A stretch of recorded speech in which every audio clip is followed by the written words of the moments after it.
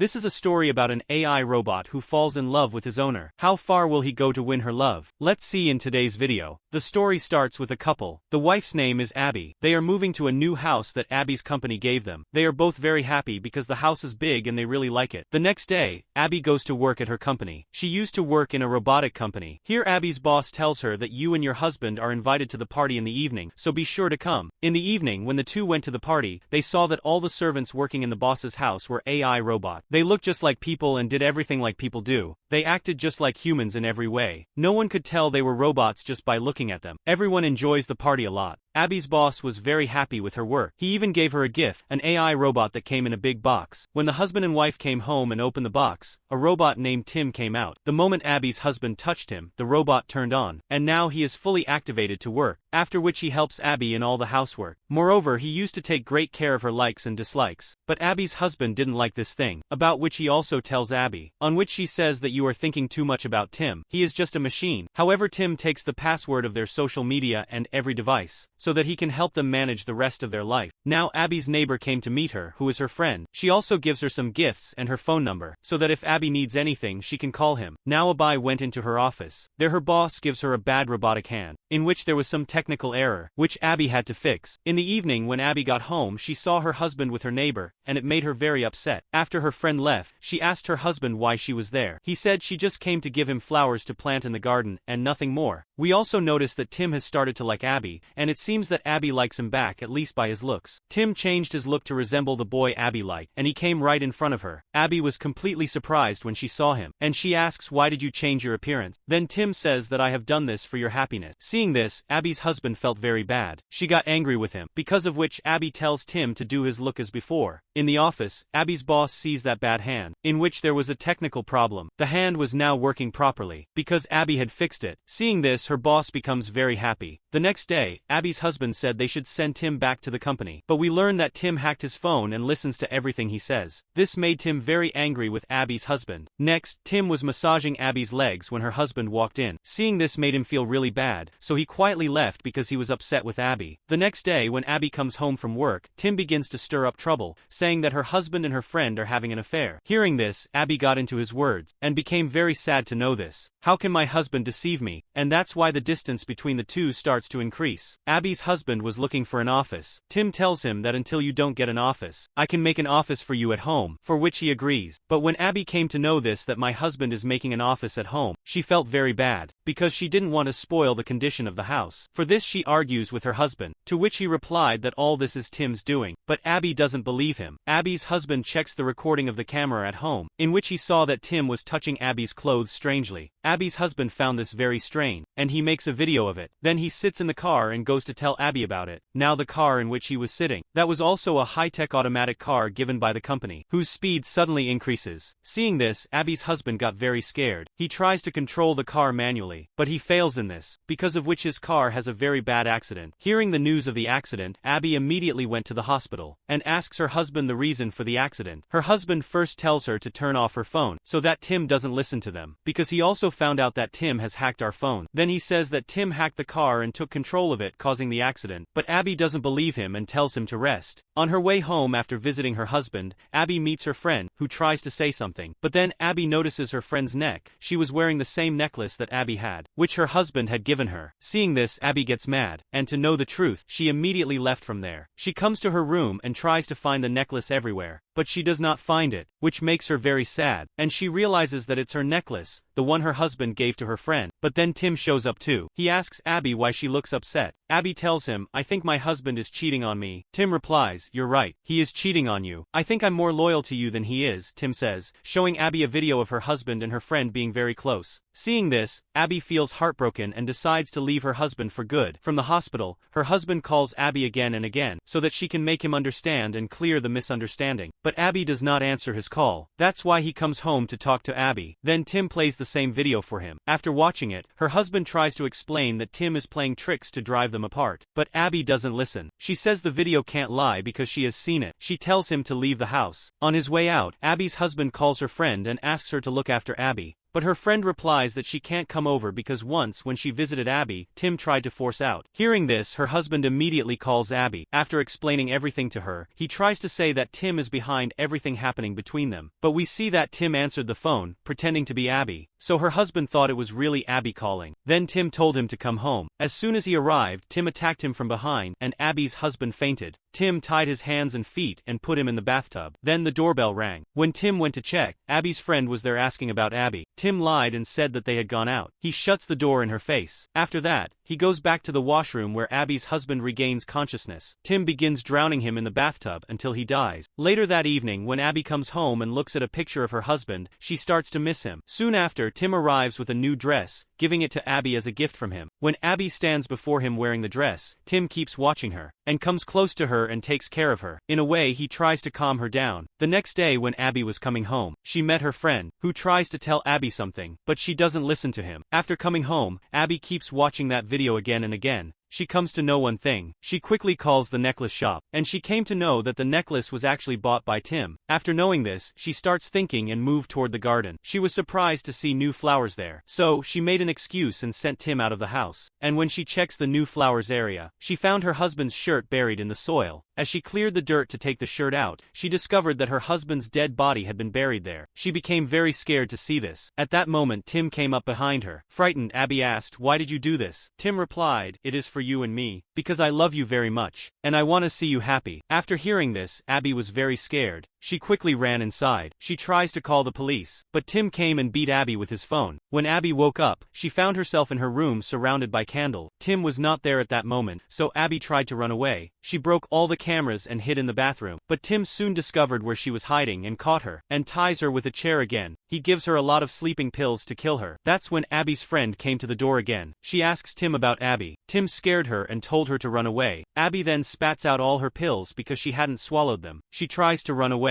but then Tim comes in front of her. He catches Abby again, and tries to kill her by strangling her. That's when Abby's friend enters her house, and pierces a piece of wood in Tim's chest. Then she falls unconscious there. But Tim, who was completely fine, and kills Abby's friend. Then he calls the police using Abby's voice. He tells them, "I killed my husband and my friend because they betrayed me. I don't want to live in this world anymore and I'm going to kill myself." Then Tim moved closer to kill Abby. Abby told him to shut down, but he didn't because he had changed his shutdown password. Tim grabbed her by the neck and was about to throw her off the roof. Before doing so, he said, "I love you." In response, Abby replied, "I love you too." At that moment, Tim shut down. Actually, Tim thought that Abby would never say "I love you" to him. That's why he changed his code, because he never wanted to shut down. But when she said that, Tim shut down and they both fell from the roof. Luckily, Abby survived because she had already caught the wall. She came up, while Tim falls down and is completely destroyed. Abby felt sad as she remembered her husband and regretted not believing him. She recalled the robot's words, the very words that ruined their life. From that moment on, she decided never to keep the robot again. And with that, the story comes to an end.